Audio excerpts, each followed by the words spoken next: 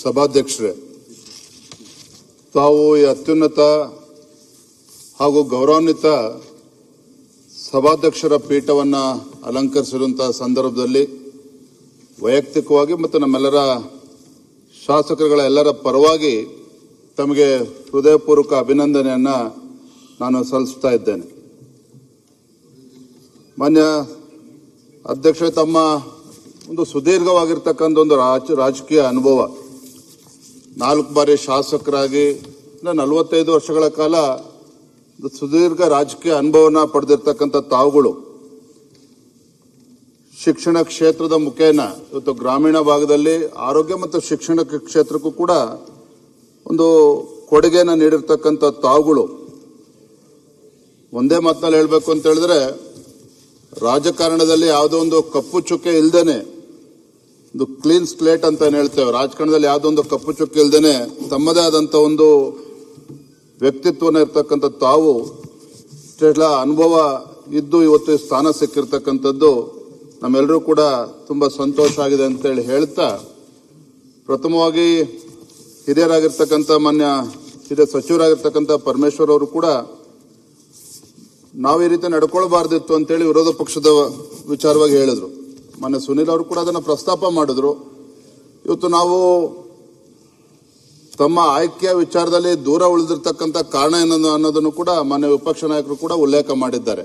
ತಮಗೆ ಈ ಸ್ಥಾನಕ್ಕೆ ಅಗೌರವ ಮಾಡ್ತಕ್ಕಂಥ ಪ್ರಶ್ನೆನೇ ಇಲ್ಲ, ಆದರೆ ಎಲ್ಲೋ ಒಂದು ಕಡೆ ಆ ಸ್ಥಾನಕ್ಕೆ ಯಾರೊಬ್ಬ ಹಿರಿಯರನ್ನ ನೇಮಕ ಮಾಡ್ತಕ್ಕಂಥ ಸಂದರ್ಭದಲ್ಲಿ ಆದಂಥ ತಪ್ಪು, ಅದನ್ನ ವಿರೋಧಿಸಿ ನಾವು ಇದನ್ನ ಈ ಒಂದು ಪ್ರಕ್ರಿಯೆಯಿಂದ ದೂರ ಉಳಿತಕ್ಕಂಥ ಕೆಲಸ ನಾವು ಮಾಡಿದ್ದೇವೆ ಅನ್ನೋದನ್ನ ಹೇಳ್ತಾ, ಮಾನ್ಯ ಸಭಾಧ್ಯಕ್ಷರೇ, ಇವತ್ತು ಪ್ರಜಾಪ್ರಭುತ್ವದ ಅತ್ಯಂತ ಪ್ರಮುಖ ವೇದಿಕೆ ಆಗಿರ್ತಕ್ಕಂಥ ಸದನದ ಕಲಾಪಗಳು ಮುನ್ನಡೆಸ್ತಕ್ಕಂಥ ಅತ್ಯಂತ ಮಹತ್ವರಾಗಿರ್ತಕ್ಕಂಥ ಜವಾಬ್ದಾರಿ ತಮಗೆ ಸಿಕ್ಕಿರುವಂಥದ್ದು.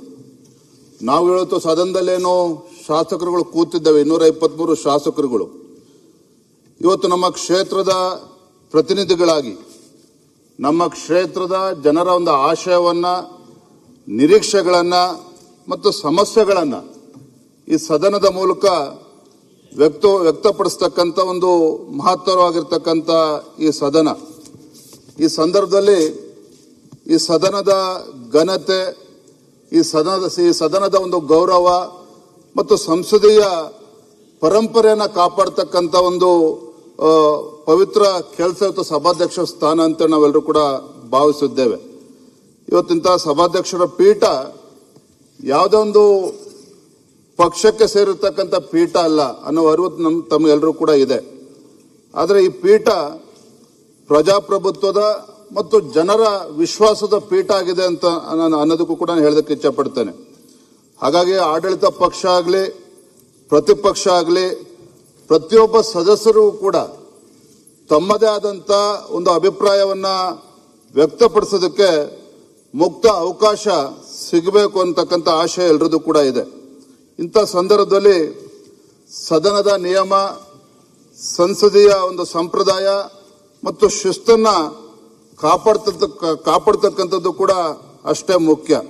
ಹಾಗಾಗಿ ತಾವು ಯಾವುದೇ ಒಂದು ಪಕ್ಷಪಾತವಿಲ್ಲದೆ ಎಲ್ಲ ಸದಸ್ಯರಿಗೂ ಕೂಡ ಒಂದು ಸಮಾನ ಅವಕಾಶ ನೀಡಿ ಸದನದ ಘನತೆಯನ್ನ ಎತ್ತಿಡ್ತಕ್ಕಂಥ ಮತ್ತು ಅತ್ಯಂತ ಸಮತೋಲನದಿಂದ ಕಲಾಪವನ್ನ ಮುನ್ನಡೆಸ್ತೀರಿ ಅಂತಕ್ಕಂಥ ಸಂಪೂರ್ಣ ವಿಶ್ವಾಸ ನಮಗಿದೆ. ಮತ್ತೆ ಬಹಳ ಮುಖ್ಯವಾಗಿ ಏನು ಪ್ರಜಾಪ್ರಭುತ್ವದ ದೇಗುಲ ಅಂತ ನಾವೇನು ಕರಿತೇವೆ, ಈ ಸದನದಲ್ಲಿ ಈ ನಾಡಿನ ರೈತರ ವಿಚಾರಗಳಿರ್ಬೋದು, ಕೂಲಿ ಕಾರ್ಮಿಕರ ವಿಚಾರ ಇರ್ಬೋದು, ಅದೇ ರೀತಿ ಯುವಕರ ಮತ್ತು ಮಹಿಳೆಯರ ವಿಚಾರಗಳಿರ್ಬೋದು, ವಿದ್ಯಾರ್ಥಿಗಳ ವಿಚಾರ ಇರ್ಬೋದು, ಮತ್ತು ಎಲ್ಲ ಸಮಾಜದ ಎಲ್ಲ ವರ್ಗಗಳ ಸಮಸ್ಯೆಗಳಿಗೆ ಈ ಸದನ ಧ್ವನಿಯಾಗಬೇಕಾಗಿರ್ತಕ್ಕಂಥ ಜವಾಬ್ದಾರಿ ಇವತ್ತು ನಮ್ಮೆಲ್ಲರ ಮೇಲೂ ಇದೆ ಅನ್ನೋದನ್ನು ಕೂಡ ಈ ಸಂದರ್ಭದಲ್ಲಿ ಹೇಳ್ತಾ, ಆರೋಗ್ಯಕರವಾಗಿರ್ತಕ್ಕಂಥ ಚರ್ಚೆಗಳು, ರಚನಾತ್ಮಕವಾಗಿರ್ತಕ್ಕಂಥ ಚರ್ಚೆಗಳು ಹಾಗೂ ಜನಪರ ನಿರ್ಧಾರಗಳಿಗೆ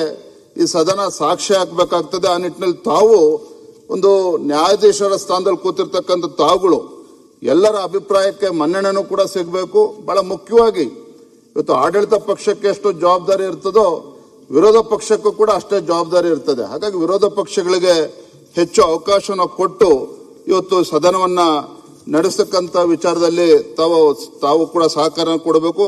ನಮ್ಮೆಲ್ಲರ ಸಹಕಾರ ಸಂಪೂರ್ಣ ಇರ್ತದೆ ಅನ್ನೋ ಮಾತನ್ನ ಈ ಸಂದರ್ಭ ಹೇಳ್ತಾ ಮತ್ತೊಮ್ಮೆ ಈ ಗೌರವವಾಗಿರ್ತಕ್ಕಂಥ ಸ್ಥಾನ ಅಲಂಕರಿಸಿದ ತಮಗೆ ಮತ್ತೊಮ್ಮೆ ಅಭಿನಂದನೆಯನ್ನ ಈ ಸಂದರ್ಭ ಸಲ್ಲಿಸ್ತೇನೆ. ನಮಸ್ಕಾರ. ಸನ್ಮಾನ್ಯ ಅಧ್ಯಕ್ಷರೇ,